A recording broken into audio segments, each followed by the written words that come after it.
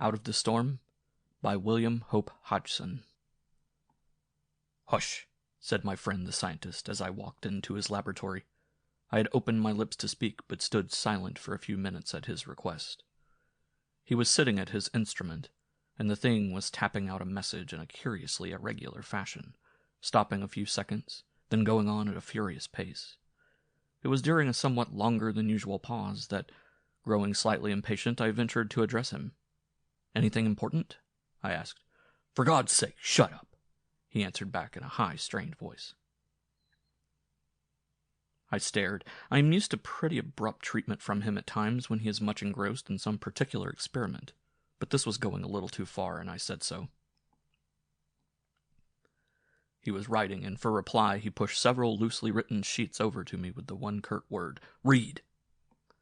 With a sense half of anger, half of curiosity, I picked up the first and glanced at it. After a few lines, I was gripped and held securely by a morbid interest. I was reading a message from one in the last extremity. I will give it word for word. "John, we are sinking. I wonder if you really understand what I feel at the present time. You sitting comfortably in your laboratory, I out here upon the waters, already one among the dead. Yes, we are doomed. There is no such thing as help in our case. We are sinking, steadily, remorselessly. God, I must keep up and be a man. I need not tell you that I am in the operator's room. All the rest are on deck, or dead in the hungry thing which is smashing the ship to pieces. I do not know where we are, and there is no one of whom I can ask. The last of the officers was drowned nearly an hour ago, and the vessel is now little more than a sort of breakwater for the giant seas. Once, about half an hour ago, I went out onto the deck. My God, the sight was terrible. It is a little after midday, but the sky is the color of mud. Do you understand? Gray mud. Down from it there hang vast lappets of clouds. Not such clouds as I have ever before seen, but monstrous, mildewed-looking hulls. They show solid, save where the frightful wind tears their lower edges into great feelers that twirl savagely above us, like the tentacles of some enormous horror. Such a sight is difficult to describe to the living, though the dead of the sea know of it without words of mine. It is such a sight that none is allowed to see and live. It is a picture for the doomed and the dead. One of the sea's hell orgies, one of the thing's monstrous gloatings over the living. Say the alive in death, those upon the brink. I have no right to tell of it to you. To speak of it to one of the living is to initiate innocence into one of the infernal mysteries, to talk of foul things to a child. Yet I care not. I will expose, in all its hideous nakedness, the death side of the sea. The undoomed living shall know some of the things that death has hitherto so well guarded. Death knows not of this little instrument beneath my hands that connects me still with the quick, else would he haste to quiet me. Hark you, John, I have learnt undreamt of things in this little time of waiting. I know now why we are afraid of the dark. I had never imagined such secrets of the sea and the grave, which are one and the same. Listen! Ah, but I was forgetting, you cannot hear. I can. The sea is... Hush! The sea is laughing, as though hell cackled from the mouth of an ass. It is jeering. I can hear its voice echo like satanic thunder amid the mud overhead. It is calling to me. I must go. The sea calls. Oh, God, art thou indeed God? Canst thou sit above and watch calmly that which I have just seen? Nay, thou art no God. Thou art weak and puny beside this foul thing which thou didst create in thy lusty youth. It is now God, and I am one of its children. Are you there, John? Why don't you answer? Listen. I ignore God, for there is a stronger than he. My God is here, beside me, around me, and will be soon above me. You know what that means. It is merciless. The sea is now all the God there is. That is one of the things I have learned. Listen, it is laughing again. God is it, not he. It called, and I went out onto the decks. All was terrible. It is in the waist, everywhere. It has swamped the ship.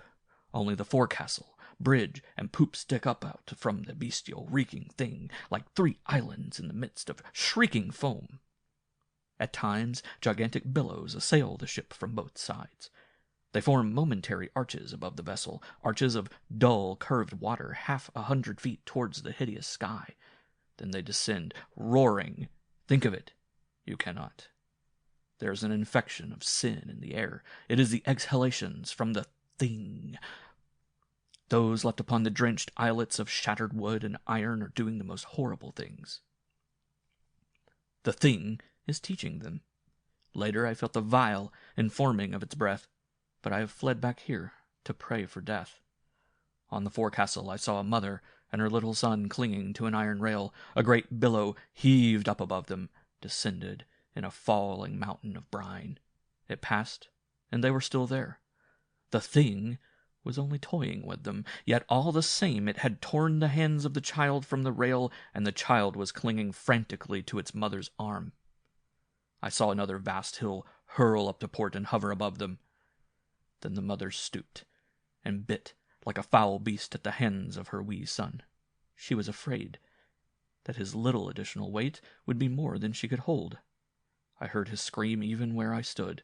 It drove to me upon that wild laughter. It told me again that God is not he, but it. Then the hill thundered down upon those two. It seemed to me that the thing gave a bellow as it leapt. It roared about them, churning and growling, then surged away, and there was only one, the mother. There appeared to me to be blood as well as water upon her face, especially about her mouth, but the distance was too great, and I cannot be sure. I looked away. Close to me, I saw something further, a beautiful young girl, her soul hideous with the breath of the thing, struggling with her sweetheart for the shelter of the chart-house side. He threw her off, but she came back at him. I saw her hand come from her head, where still clung the wreckage of some form of headgear. She struck at him. He shouted and fell away to leeward, and she smiled, showing her teeth. So much for that. I turned elsewhere. Out upon the thing I saw gleams, horrid and suggestive, below the crests of the waves. I have never seen them until this time. I saw a rough sailorman washed away from the vessel. One of the huge breakers snapped at him. Those things were teeth. It had teeth. I heard them clash. I heard his yell. It was no more than a mosquito shrilling amid all that laughter, but it was very terrible. There is worse than death. The ship is lurching very queerly with a sort of sickening heave. I fancy I have been asleep. No, I remember now. I hit my head when she rolled so strangely. My leg is doubled under me. I think it is broken, but it does not matter. I have been praying. What was it? I feel calmer, more resigned now. I think I have been mad. What was it that I was saying? I cannot remember. It was something about God. I believe I blasphemed.